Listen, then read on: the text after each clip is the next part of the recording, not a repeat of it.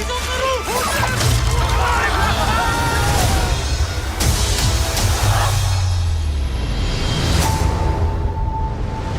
think the changes were really natural, and necessary. I think that, it has been 27 years since the original movie. And one thing that I wanted to maintain was that feeling that I felt when I watched Jasmine. I took it personally, but I do think there was room to just progress and push some of those themes of her being ambitious, In the original movie, she is fighting for the choice to marry who she wants to marry. And in our movie, she's fighting not just for her own choice, but the choice of everyone. And she wants to protect her people. So she's really fighting for justice, outside of herself, which I think is really important for, the younger generation to see.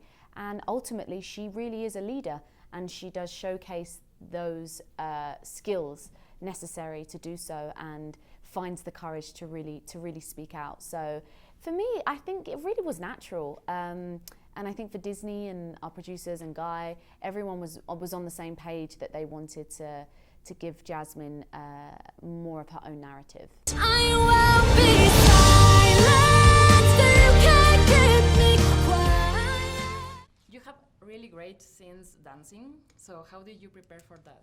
We had 6 weeks of preparation before the film, and we continued to rehearse throughout the filming process. And I had a great team. Jamal Sims, the choreographer, is one of the best choreographers in the world, and Nikki Anderson, the assistant choreographer. So we just, rehearsed a lot and tried to do the best that we could. The dresses are an essential part of your character, and I think you wear like 10 dresses different. Oh, yeah. Yeah. So, what do you think about the costume design, and why is it so important for your character? Yeah, no, I think it was about like 9 or 10 costume changes, which was so awesome. I mean, look, at the end of the day, her being a princess is the context in which she lives. She's royalty. So yes, of course, she's going to have, many different clothes. But it was just so fun. It was such an opportunity for the amazing Michael Wilkinson, our costume designer, to be really creative, and he took from so many different influences around the world, and the Middle East and the greater region, and China and India, to create these kind of fusion pieces that were just so beautiful. And some were more restrictive than others.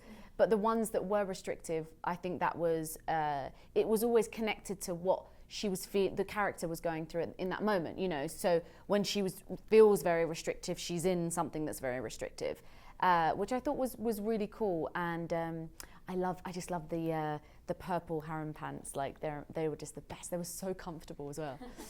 I think you need a wide imagination to interact with Abu. So how was that process? Yeah, we had these amazing puppeteers that came in during prep, and I worked with them a lot, and the VFX team. We just wanted to see, how much does a capuchin monkey weigh? How would it feel on my shoulder? How do I put him down, pick him up? So we worked a lot to try to get the details down, and then it kind of becomes muscle memory once you start shooting. It's interesting because this is where Mena and I are so different. So Mena, he researched is it kabuki? What's the monkey called? There's a no, sorry, not the name. There's a specific, I can't tell you this, but basically it was based on a specific species, like a type of monkey, right? So he would like research that monkey and the weight of it and practice how it would move. Cut to me, they're like, Nay, you're stroking through Rajah. Like you're literally just like going through. I was like, oh, sorry. Like it was just, that's the difference between Mena and I. I'm just more kind of like on the day, I'm like, so I have a tiger, cool. But we had like this big plastic grey head, which was actually really nice to kind of interact with. And then we'd have to do a take where it was taken away. Hence, I'd sometimes be like stroking through, or I'd be too low or too high. But no, it was great. It was, I still felt like I had a relationship with the plastic head. There are more and more female characters complex. What was your inspiration? What woman or what characters were your inspiration? For me, quite honestly, I think I wanted to humanize her. And humans are complex, whether they're a man or a woman. So, as you said, like, it is just about giving her more depth and making her more well-rounded, and also just not making, I didn't want her to be one thing.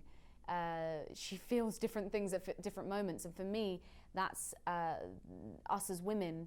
We are complex beings, and I took inspiration from just women everywhere, women that I've known, for years, women that I've met for 5 minutes. I think it all comes into play, and especially women who have spoken out against things and that have happened to them, and maybe gone through tough times that have allowed me to feel more protected in my job, in terms of what's been happening in my industry. So, there's so much inspiration out there, just women in general, really, and what it means to be a woman. You look like a prince on the outside, but I didn't change anything on the inside. Showtime. No, I'm in charge, okay? I say when it's time. I think we delve deeper a little bit into the messages of the film, about personal identity and learning that you are good enough, but there's also that added message of female empowerment that we've added, and two young people who love each other, who support each other. So I think we've added that sense of support between these two main characters in Aladdin and Jasmine.